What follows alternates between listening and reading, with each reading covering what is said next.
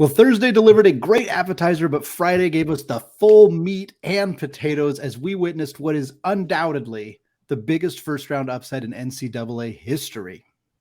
You are Locked On College Basketball, part of the Locked On Podcast Network. Your team every day. What is up? Welcome to the Locked On College Basketball Podcast, a 5, or in this case, 7 days per week national college hoop show, part of the Locked On Podcast Network. We are your co-hosts. I'm Andy Patton. He's Isaac Shead, and we have an incredible show for you all today. The Big East had a phenomenal day. A few coaches might have new jobs coming up soon. We had plenty of exciting finishes on the Friday of March Madness, but Isaac, what else could we possibly lead with besides the Purdue Boilermakers going down, the number 1 seed, losing to Fairleigh Dickinson? And look, this is the second time, of course, that we have seen a number 1 seed lose to a 16 seed. Nobody has forgotten about UMBC and their victory over Virginia. It was a often discussed as recently as Thursday because of Virginia's loss to Furman. It's going to be discussed for a long time, but that's right. I got to tell you, this takes the cake. This is a team that they really shouldn't have been in the NCAA tournament. That's not disrespectful. No, it's factual at all. It's just factual. They shouldn't have even been there because they didn't win the NEC, the conference they're in.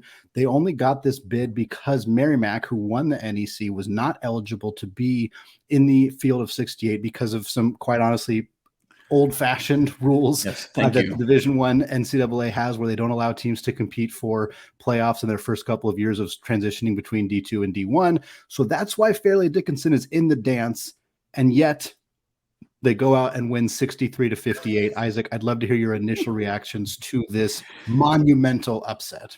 Well, I think just even in what you're saying, like, let me just humanize it a little bit. I was watching with my friend Joe, just right back behind me here. We're staying at his house, and I looked at Joe and I said, sometimes you don't realize a moment is historical or momentous until after it's all said and done.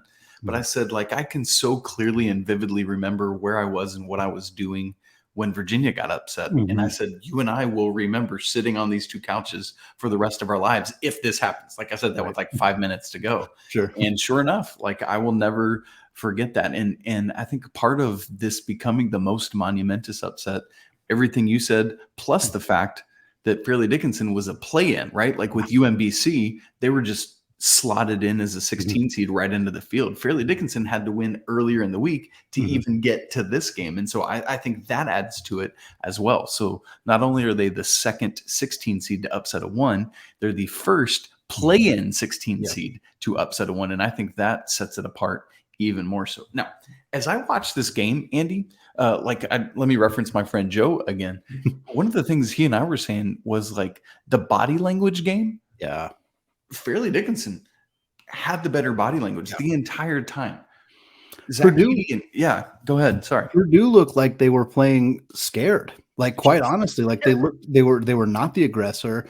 They look. I mean, and I'm always apprehensive to analyze body language too much, but it was like apparent in this game that it looked like they were playing not to lose. And I understand the kind of inclination to play not to lose in the final few minutes of a close game, but like they looked like that with 15 minutes left. Yes. Like they looked scared and kind of apprehensive and out of sorts and flustered and frustrated for huge chunks of this game. And it really bared out in the results. I mean, Zach Edey was awesome. And I think it's important to get that out of the way because I think people are going to look at him as the face of this team. They're going to remember Zach Edey was the superstar, the national player of the year on that Purdue team that lost in the first round. And that is going to those things are going to kind of get melded together where Zach Edey is going to be associated with losing to a 16 seed. And while he did, I mean, I'm not trying to say that didn't happen. It was not in any way, shape, or form his fault. He had 21 points on 7 of 11 shooting. That is vintage Zach Edey. Like, that's what he did all year. That's why he's going to take home that National Player of the Year trophy. The rest of his team shot less than 29% from the field. They were 12 for 42 outside of Zach Edey in this game. That's not cutting it. He didn't have any help. And a huge shout out to FDU for what they did defensively. They swarmed him. They knocked the ball out of his hands. They swarmed everybody else. I mean, they played a fantastic defensive game. Huge shout out to them. But at the end of the day, like, a lot of what we have our concerns about Purdue coming into this tournament, coming out of the regular season was, is the guard play going to hold up? That's right. And I mean, we have our answer, quite honestly. Very starkly so, in the form of here, when I look at Zach Edey's stat line, Andy, here's my biggest problem with it. 11 shot attempts. Yep. I don't know how many he made or how many points or rebounds he had. This is another, and that's not on him. This is another example of his teammates letting him down. Yep. That number for a 7'4" center against the shortest team in Division I, he should, I'm not exaggerating, he should have had 20 or more field goal attempts. At least. Because you just throw it up and let him do it. But Andy, in the final 1330 of this game, one shot attempt for Zach Edey. That is not what a number 1 seed does. And that's unfortunately, though, what we expected them to do. Yeah. You and I always say, and not just you and I, that guard play wins in March. Well, here's the flip side of it. Subpar guard play loses in March. And that's what we saw happen on Friday night. And it'll be interesting to see where Purdue kind of goes from here, because Matt Painter's got some of these losses already on his resume. Like this is happened. They have now, Matt Painter, as the coach at Purdue, just in his career with the Boilermakers, has now lost to a 16 seed, a 15 seed, a 13 seed, a 12 seed, and an 11 seed. We had a somewhat similar conversation with Arizona, but we were talking more historically. Like we're talking about Matt Painter's career.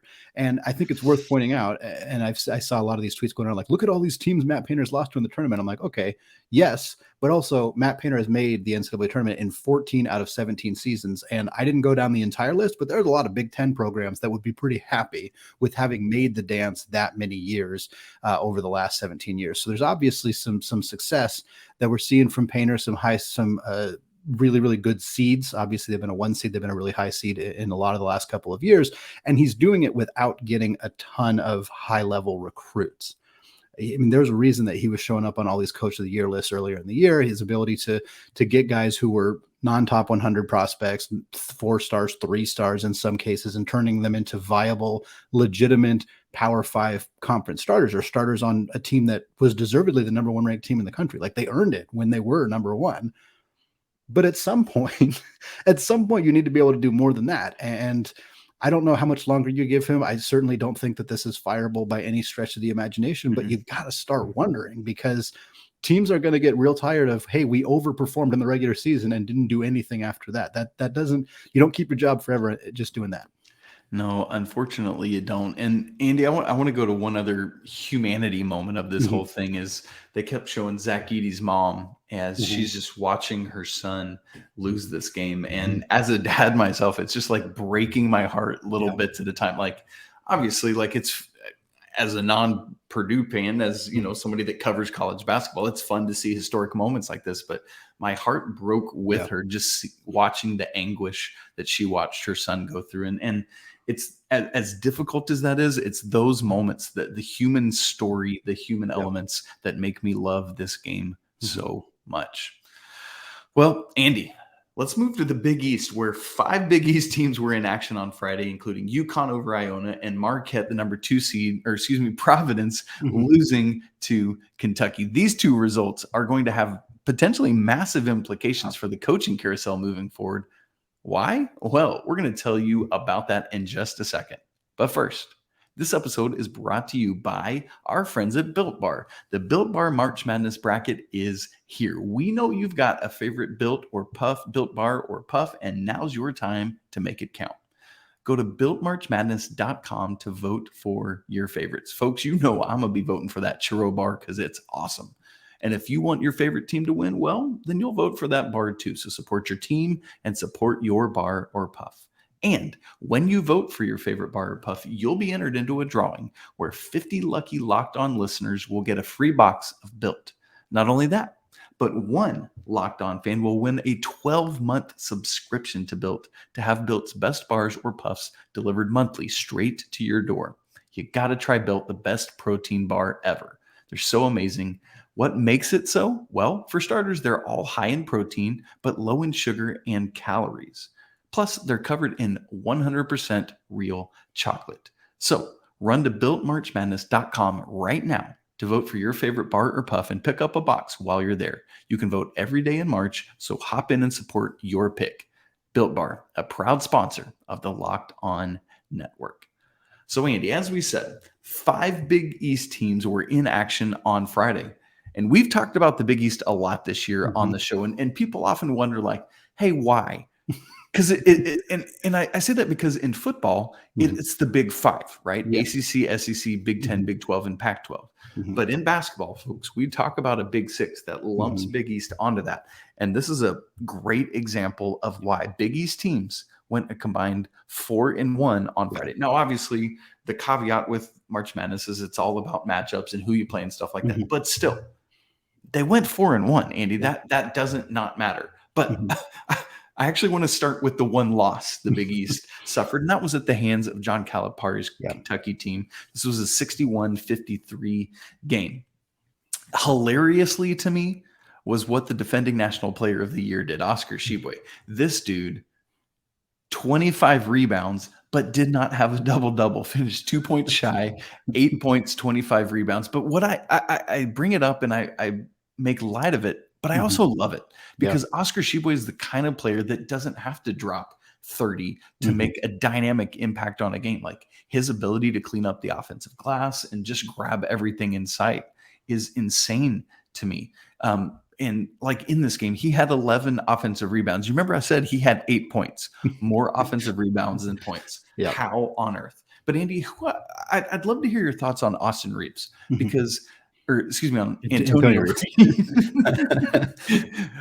plays for the Lakers now. I just watched their highlights. I think that's why he's in my head. Antonio Reeves has now scored 20 or more points in 3 straight games, including 37 against Arkansas in the regular season finale. He's got 20 or more points in 4 of his last 5. And I think he really right now is the key to Kentucky's offensive game doing as much as it is. What are your feelings on that? Yeah, I think that's basically true. For Reeves here against Providence, he had 22 points, 5 of 9 from 3. The rest of the team was 0 of 7 from 3. He was literally the only player for John Calipari to make some outside shots. And I think the big story for Kentucky right now is the kind of the lack of depth. We haven't seen the depth really step up in a significant way. They've had some injuries, of course, no Severe Wheeler in this game. Could really, really use him. And for Reeves, he was kind of expected to be a bench guy, like a microwave scorer coming off the bench. Maybe, quite honestly, fill kind of a similar role to what we're seeing from Sir'Jabari Rice at Texas. And instead, Reeves has been kind of asked to take on a much bigger role offensively. And some of that is just other players not stepping up into roles that maybe Calipari had envisioned for them. Of course, injuries are playing a factor as well, but Reeves has answered the call in a significant way. I mean, you mentioned his 38 points. Is that what you said he had? I think it was 37. It was more than 35. Yeah, more than 35 points in that game. 22 here to help down the Friars in a game where they really needed him. I mean, this was a pretty close game throughout. This is one of the best games that Providence has played in a while, and they kind of kept it pretty close. But Kentucky pulled away in part because of Reeves, and I think, does this team have the depth to make a legitimate, like, Elite 8 Final Four run?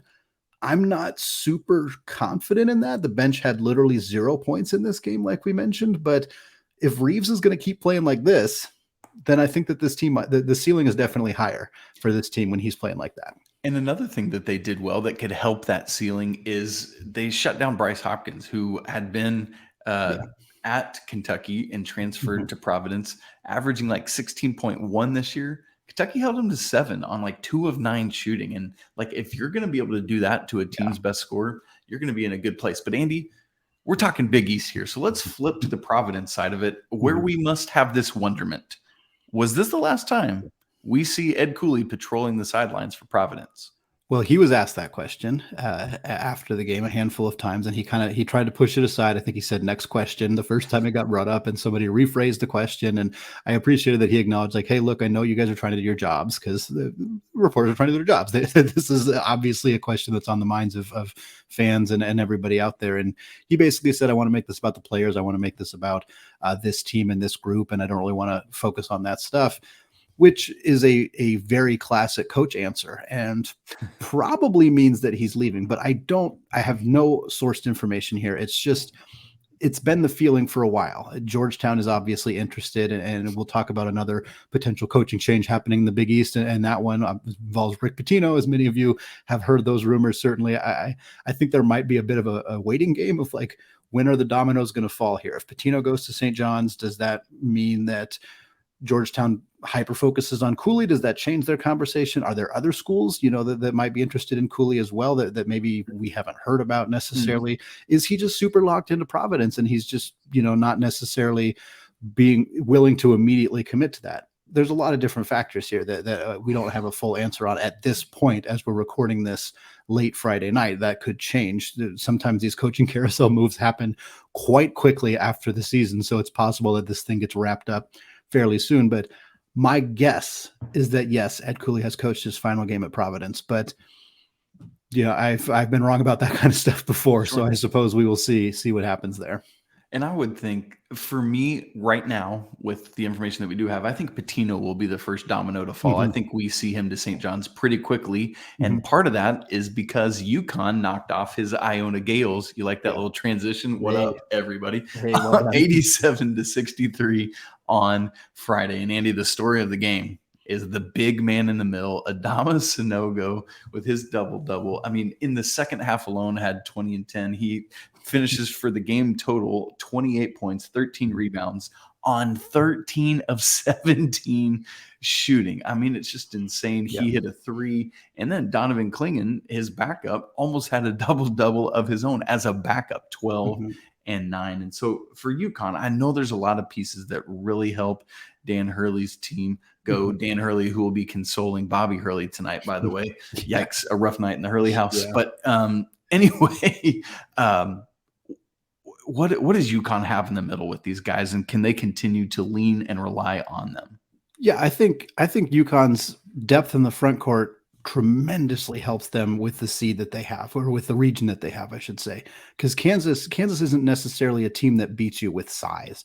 They have bigger players at the positions that they play. Like Jalen Wilson is big for his position. Grady Dick is big for his position. Kevin McCullough is like a very big, strong dude, but like they don't have a ton Adams is not. Yeah, exactly. They don't have a ton of size in the actual front court. That's right. And as much as we can say, well, how does UConn match up with Kansas? How's UConn going to stop so-and-so and so-and-so? Somebody on Kansas is going to have to figure out how to stop Adama Sanogo.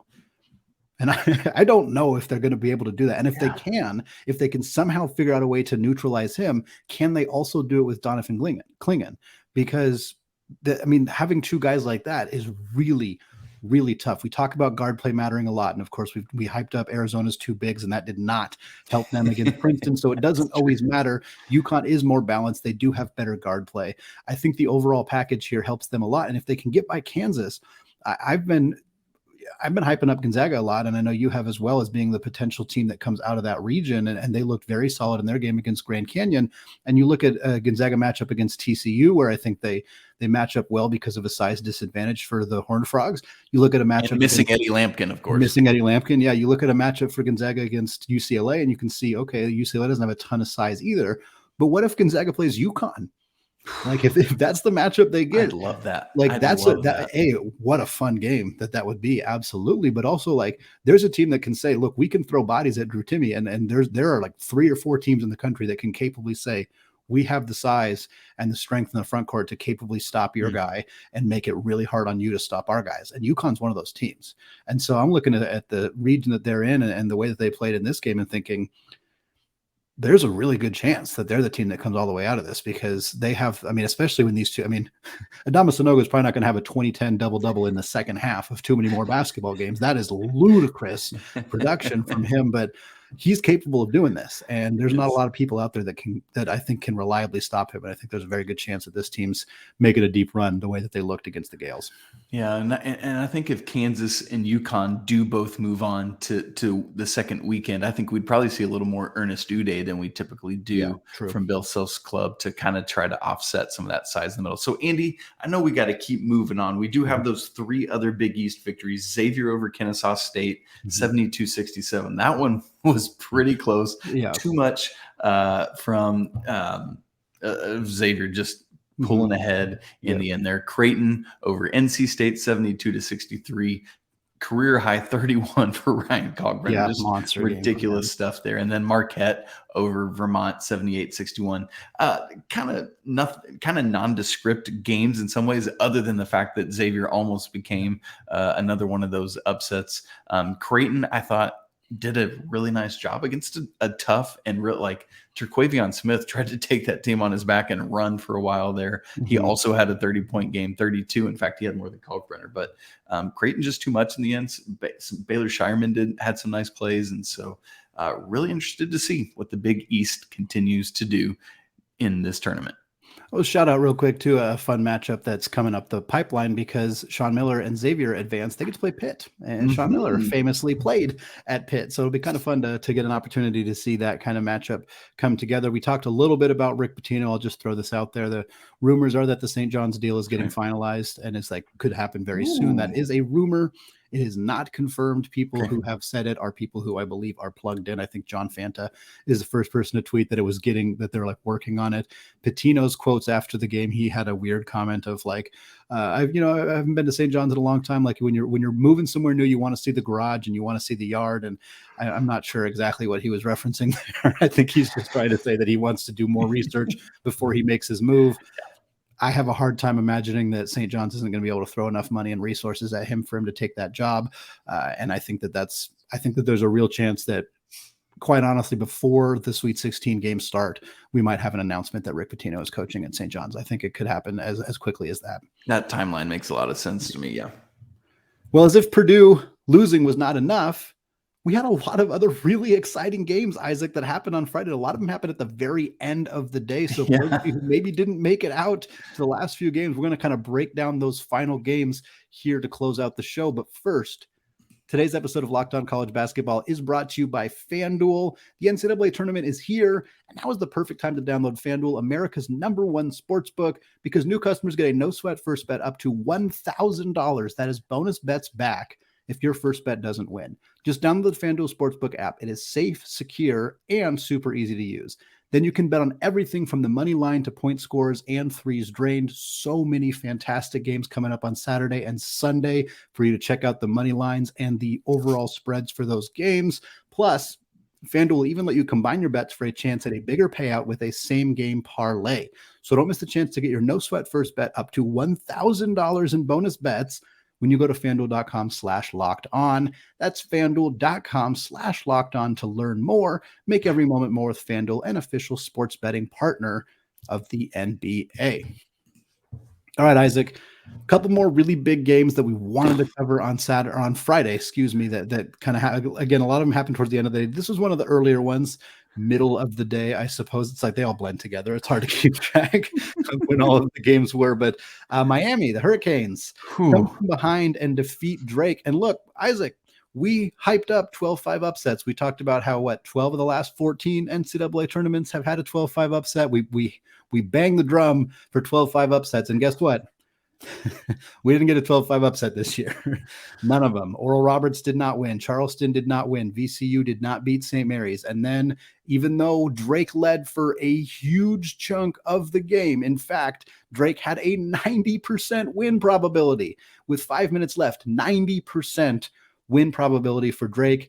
They blow the game. Miami comes back and wins. The Canes are advancing. What do you think about this game? Oh, man. I mean, it was enough. Like, I was having to do some interviews after the game, and so I was going to be interviewing the Locked On Canes host, Alex Dono. Shout outs to Dono. What a great guy he is. Does such a good job over there. But I had already started preparing my script with basically like, all right, let's unpack this loss, whatever, and had to kind of change it because Miami's down 8 with 4.5 minutes to go, and then they closed the game on a 16-1 run. And listen, I know Nigel Pack is going to be the story because he is the leading scorer, but I want to talk about Norchad Omier, who is a guy that we've talked quite a bit about on the show this week and how important he is to this team. In fact, when I was talking with Alex Dono on Friday night, he called him indispensable.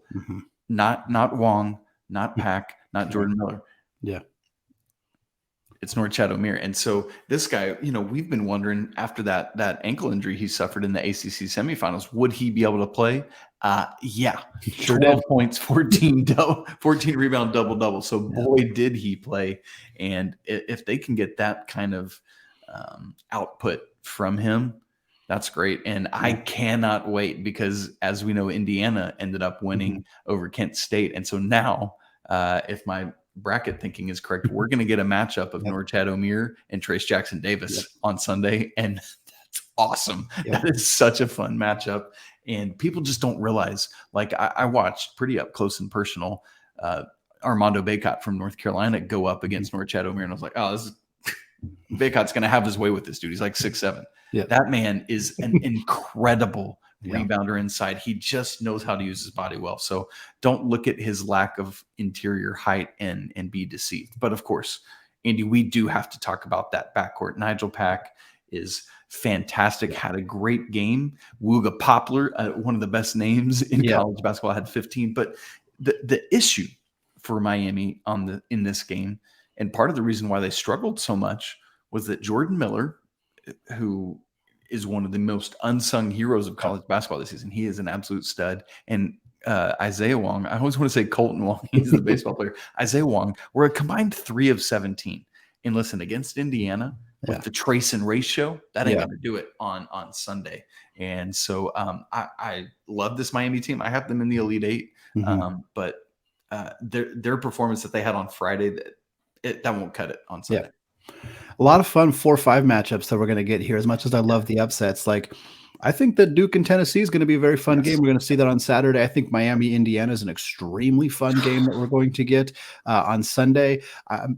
UConn and SMC is an interesting game. I worry about St. Mary's ability to handle that front court for UConn, but that should be a pretty fun one as well. So we got some kind of fun. As much as we didn't get some of those upsets in that area that we normally do, we got some fun games that we're going to get to see over the weekend. Speaking of fun games, what a transition there, right? Florida Atlantic and Memphis. These two teams were playing for the opportunity to play Fairleigh Dickinson to move to the Sweet 16. I'm curious, and I don't know if any reporters asked about this, and I also don't know how these players would answer that, but like I'm curious if it changes the stakes a little bit when you know, hey, we're playing a game and we're not going to play Purdue if we win this game. We're going to play a 16 seed. Of course, it's a 16 team that beat Purdue, so you can't feel great about it necessarily, but I do wonder if that almost like makes you feel a little bit more pressure or a little bit more like we have to win this game. I'm just curious from the mental perspective there. But what ended up happening here is that Florida Atlantic escaped. That's the word. Yeah, it was neither team really wanted to win this one, quite honestly. At the very end, the kind of the way that this thing shook down is Memphis had the ball. They weren't getting fouled. They had a 1-point lead. There was 11 seconds left. And Florida Atlantic was playing defense. They weren't fouling, just playing as tight defense as they could. And Memphis folded under the pressure, turned the basketball over with 11 seconds left. FAU dribbled directly into traffic and then got a tie up. I don't know why that was. They had done the same thing on the possession before. I don't know what we're doing here, but the tie up resulted in the ball staying with Florida Atlantic. Nicholas Boyd goes to the rim. Really nice play out of that timeout. Gets an easy lane with 2.5 seconds left. Gives them a lead. That's it. Ball game goes to Florida Atlantic. Pretty ugly game offensively for both teams, but this is huge for Florida Atlantic. They now get an opportunity to advance to the round of 32, play Fairleigh Dickinson. One of those two teams is going to the Sweet 16, and they're playing either Duke or Tennessee, two teams that I think are probably licking their chops, but are both pretty vulnerable in their own right. Duke is playing some great basketball right now. Tennessee has been inconsistent with the outside shooting and, of course, is missing star point guard Zakai Ziegler. So if Duke advances, they got to feel fairly good because they're going to be playing a team. Fairly? But at the same time, everybody said, we'll be the team who gets St. Peter's. We're going to be fine. Exactly. St. Peter's beat a lot of teams. So, it doesn't necessarily mean anything. It was an exciting game.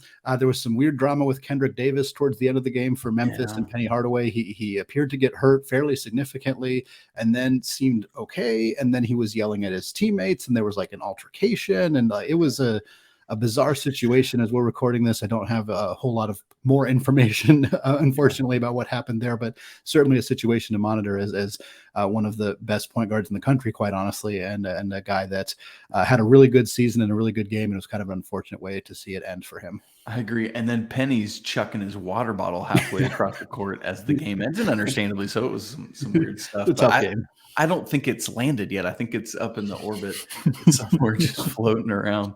up there. But what I love is, I really thought Memphis was going to win this game, but I love that for FAU, because for some people, the only way to validate the season they had is if they win this game. And so from that standpoint, I really like it. Now, one other quick game, let's just mention TCU escapes Arizona State. And yes, we use that word again because Arizona State was in control of this game, and it really felt like they were going to win. But Jacoby Coles had a beautiful floater in the lane to win just as time ran out. I love it because it says so much to me about Mike Miles, who, did Mike Miles things all game long. And then when Arizona State, I thought, wisely double teamed him on that last possession, he was comfortable enough to kick to his teammate, who finished the game and won, and just really no time for Memphis to get off a good look in the end. But here's the thing from it, Andy. The Pac-12 has lost Arizona. They've lost Arizona State and USC. There is only one Pac-12 team left in this tournament, and that is the UCLA Bruins, who could, do a lot of damage, but they're down to one. And so, unless you count San Diego State, I guess. Not yet. That's a great point. Sorry there. I guess even if you count San Diego State, you don't count UCLA anymore. So yikes. Yeah, UCLA's counted with the Big Ten number. So the Pac-12, the only team they have left is San Diego State. It was a rough time. That. So anyway, just a rough one for Arizona State. You hate it because they had just blitzed Nevada in the play-in game and had control of this one and just couldn't finish it off. So, but Andy, now we turn the page to Saturday, and it's sad because instead of 16 games, we only got 8. But as you said, there's going to be some fun ones. You already mentioned Duke and Tennessee. That's 2:40 Eastern on CBS. Make sure you watch out for that. And then we got to like the one I think you and I have been most intrigued by is happening right here in Birmingham, Alabama, where I'm sitting. Houston Cougars, the number 1 seed, 2nd overall, against Auburn in Alabama. That's a night game. Can't wait for that. Primetime, 7 p.m. Eastern on TBS. Marcus Sasser in his groin and his nether regions, he has said he's going to play. Jamal Shead in his knee, he said he's going to play. So we'll have to watch on this, Andy. And anything else on any of these Saturday games before we wrap today? I think you covered all of it. I think the injury stuff with Houston is definitely the biggest storyline right now. A real opportunity for a 9 seed to take down a 1 seed. And were that to happen, especially if Houston was not at 100%, it would be unfortunate. I mean, shout out to Auburn if they pull it off. Not to take anything away from them, obviously, but I'm hoping that those two teams can play at full strength, or at least as close to full strength as possible, because I think it could be a really, really exciting, fun matchup. But it would be unfortunate to see Houston have to go into that game without either Shead or Sasser or both, because it's a really, really fun team that I wish we had the opportunity to see advance further if they end up losing. Oh, man, cannot wait to unpack all of that with you great folks who listen and tune in all the time. We continue to be overwhelmed by it. If you would, leave the show a review on Apple, iTunes, reviews, or anywhere else that you listen to podcasts. It helps so much. Smash the like button, subscribe to the show, and please don't forget to comment. As always, and even more so today, apologies to the Lawyer family.